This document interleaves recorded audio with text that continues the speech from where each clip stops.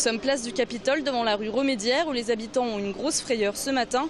Une poche de gaz potentiellement dangereuse a été trouvée lors des travaux dans la rue. La Banque publique d'investissement, les premiers échos en région Midi-Pyrénées et enfin un tennisman columérin à Roland-Garros. Grosse frayeur dans le quartier du Capitole. Les habitants et les commerçants des rues Romiguières, Desvilles et Pargamillère ont été évacués ce matin, mercredi 22 mai. La cause, une poche de gaz souterraine qui s'est formée suite à la rupture accidentelle d'une canalisation de gaz dans le cadre des travaux de pavage effectués dans la rue. Une canalisation de gaz et les canalisations donc de RDF ont été percées. Ce qui engendre donc un risque d'explosion lié à d'éventuelles poches de gaz qui se situent dans les bâtiments adjacents et en tout état de cause sous la voie publique. D'importants moyens ont été déployés, une trentaine de sapeurs-pompiers et la police municipale et nationale bouclent l'accès à ces rues. Aucune victime déclarée, mais c'est en tout près de 300 personnes qui ont été évacuées, 60 pour la rue Romiguière. Ce matin, de bonne heure, avec le voisin, on a senti du gaz. Donc on a appelé les pompiers, le salon de coiffure qui est complètement ouvert, complètement allumé, les clients sont partis avec la tête mouillée. Vers 11h. Donc moi je bossais, un policier municipal est rentré dans l'agence et nous a dit d'évacuer. Ça fait 2 ans que je suis dans la rue, c'était jamais arrivé avant. Vers midi, des reconnaissances s'effectuent dans le sous-sol et les caves du quartier pour se rendre compte de l'ampleur des dégâts.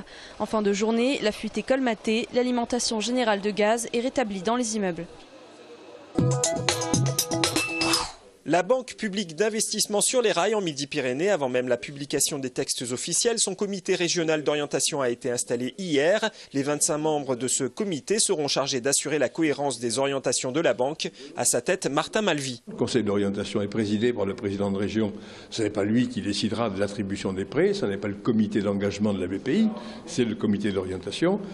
Il faut qu'elle soit installée le plus rapidement possible et qu'elle puisse intervenir avec le plus grand dynamisme possible. La BPI va notamment s'intéresser à l'innovation, aux PME, aux entreprises intermédiaires, c'est-à-dire celles qui ont au-delà des 250 salariés, à ce qu'on appelle le haut de bilan, le bas de bilan. Cette nouvelle banque regroupera plusieurs acteurs existants comme Oseo ou encore le Fonds stratégique d'investissement. Des structures régionales telles l'IRDINOV et Midi-Pyrénées Croissance viendront s'ajouter au dispositif. La structure n'a pas d'enveloppe régionale dédiée. Elle sera dotée sur le plan national de plus de 40 milliards d'euros. De l'entreprise artisanale à la grande entreprise, le spectre est extrêmement large avec une palette d'outils à disposition assez importante selon les finalités, puisque de la création à la transmission, passant par toutes les étapes de développement, d'investissement, d'innovation internationale, les entreprises auront des outils à BPI France. Soutenir la croissance, l'emploi et la compétitivité, telles seront quelques-unes des missions de cette nouvelle banque qui devrait attirer de nombreuses entreprises puisque le montant des taux d'intérêt sera plus bas et la durée des prêts aménagée. Alors que le projet de LGV Paris-Toulouse peine à voir le jour, des élus se mobilisent pour sauver la ligne POLT. L'axe ferroviaire reliant Paris, Orléans, Limoges et Toulouse traverse actuellement 10 départements en 6h30 à raison de 11 allers-retours par jour entre Paris et Limoges et 3 jusqu'à Toulouse. Réseau Ferré de France avait envisagé d'en baisser la fréquence si la ligne à grande vitesse Limoges-Poitiers voyait le jour, faute de fréquentation suffisante. L'association Urgence Ligne POLT s'insurge contre ce projet jugé trop coûteux, 1,5 milliard €. Nous avons 100 000 étudiants à Toulouse, ce n'est qu'un exemple. Ils viennent de toute la France, ils ne viennent pas que de Paris. Et donc, il y a des jeunes qui viennent de Brive, de Souillac, de Gourdon, de Limoges, enfin, ça fait partie de toutes les dessertes. Et donc, pour nous, nous avons aussi besoin de cette desserte équilibrée de tout le territoire qui entoure Toulouse ou qui y mène, de manière à répondre à des besoins de services publics et des besoins des habitants de ces secteurs. De son côté, RFF parle de complémentarité entre les deux projets avec un revirement de l'État sur le sujet. En effet, l'enquête publique qui démarre en juin prévoit le maintien des 11 allers-retours ainsi que 2 autres scénarios. L'association préconise, elle, une modernisation de la ligne classique avec changement de matériel notamment. La ligne POLT qui, selon l'association, pourrait être raccordée à la future ligne TGV Paris-Orléans, Clermont-Lyon, ce qui mettrait Toulouse à 4h45 de Paris à l'horizon 2025. Pour les Toulousains, il reste l'option Toulouse-Bordeaux, Bordeaux-Paris en 5h20. Pour la LGV Paris-Bordeaux-Toulouse, qui doit relier Toulouse à la capitale en 3 heures, en revanche, tout pourrait être compromis. Le projet mi-TER, mi-TGV ne séduit pas Martin Malvy, qui pourrait bien arrêter de financer le tronçon Bordeaux-Tours. 5 jours après sa présentation, le rapport sur l'avenir du site toulousain de Sanofi fait encore réagir. Dans le front intersyndical jusqu'à présent uni, la CFDT se singularise par son interprétation plutôt optimiste du texte. Pour autant, pour le syndicat majoritaire, l'intersyndicale n'est pas remise en question. Chacun à chaud exprime en fonction de sa sensibilité, sa position. Nous disons à la CFDT, ce qui compte, c'est la position et c'est la revendication qui pourrait être portée par la plus grande partie des salariés. De toute façon, ce qu'on veut tous, c'est la sauvegarde de notre site, c'est la sauvegarde de nos emplois et des activités sur ce site-là. Cet après-midi, les représentants du personnel se sont retrouvés lors d'une réunion intersyndicale afin de décider d'une consultation à soumettre à l'ensemble des salariés. Mais gratuit sans publicité, c'est toulousain. Malgré le mauvais temps, 5 bénévoles se sont mobilisés à la sortie du métro toulousain pour distribuer le journal.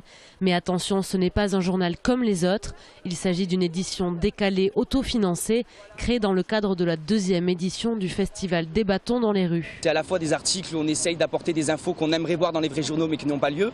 Par exemple, un accord sur le nucléaire au niveau international pour réduire le stock d'armes nucléaires au niveau international. Ou notre exemple, c'est les joueurs de football de Toulouse qui reversent une partie de leur salaire vis-à-vis de la crise pour les nécessiteux.